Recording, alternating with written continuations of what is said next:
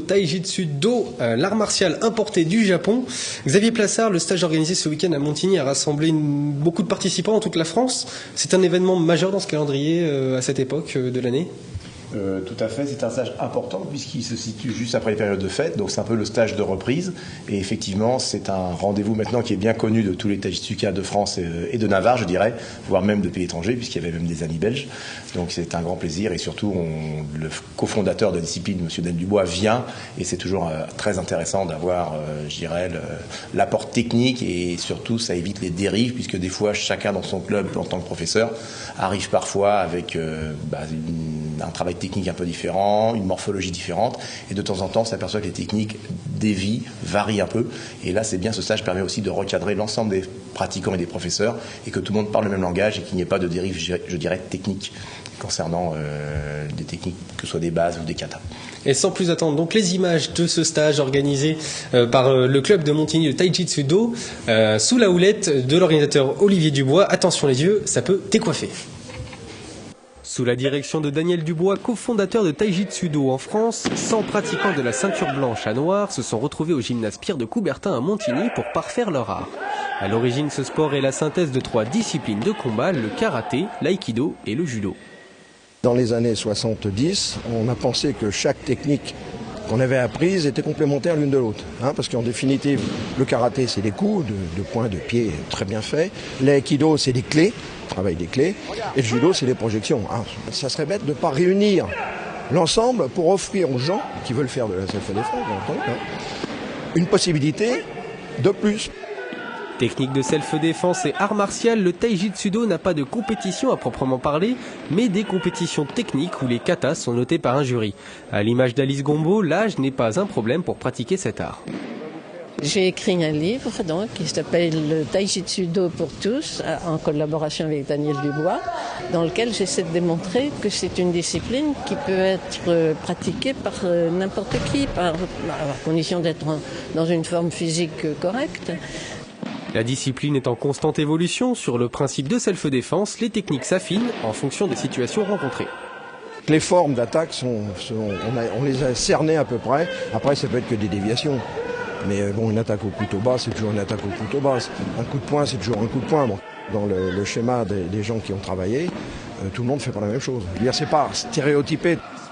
Prochain rendez-vous des pratiquants de Taijitsu Do Igny-Montun, samedi 17 mars, passage des ceintures noires première et deuxième dan, au gymnase Pierre de Coubertin, et un stage de jumelage avec les clubs de l'Épine les 24 et 25 mars à L'Île-Dieu et Noirmoutier.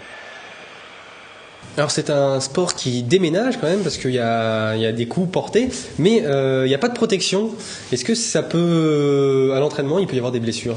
Heureusement non, c'est très très très rare. Justement, les professeurs sont là justement pour éviter et on demande le contrôle absolu. Donc c'est effectivement un sport de self-défense, de combat, mais il y a un respect absolu du partenaire. On ne parle pas d'adversaire, c'est un partenaire sur le tatami et il y a un contrôle absolu qui est demandé. Et dès le début, dès la ceinture blanche, on apprend à nos élèves tout de suite important de contrôler le contrôle avec des parties vitales où effectivement là il ne faut absolument pas toucher.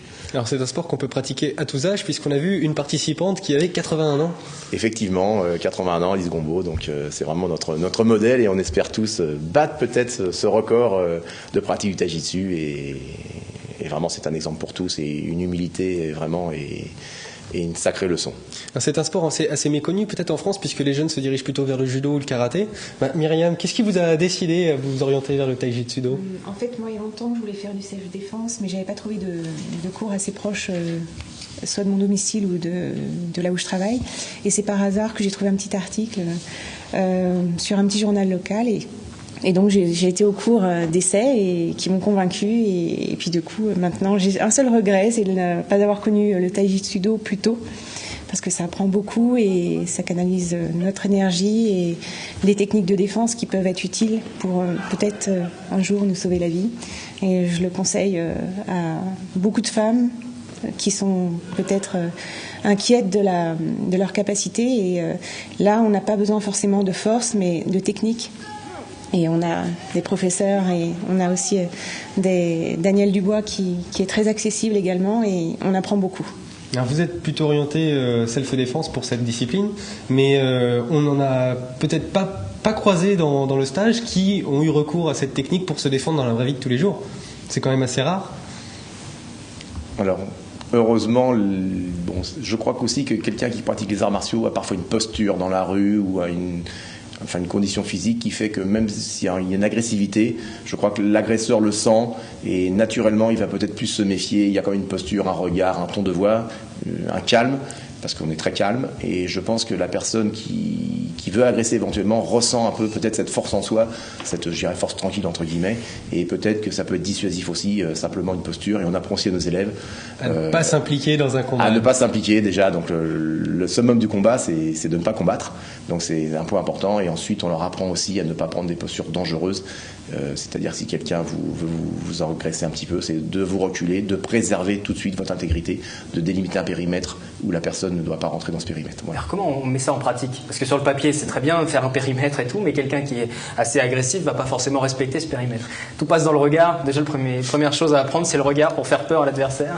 Alors, c'est pas le regard peut-être, le ton de la voix peut-être aussi, lorsque la personne, vous lui répondez, vous avez un ton de voix qui est posé, qui est un peu fort, un port un peu altier, et discrètement vous reculez aussi doucement pour pas prendre soit le coup de tête, soit ce genre de choses, et vous mettez un peu de profil aussi. Parce que si jamais un coup part de profil, le coup il dévie, il vous touche mais il ne vous détruit pas.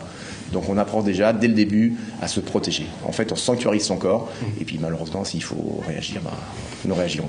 Alors, le prochain événement du club, on l'a vu dans le reportage, c'est le passage des ceintures noires 1er et 2e dan. C'est un événement public et c'est un événement répété dans l'année ou finalement il n'y en a que très très peu?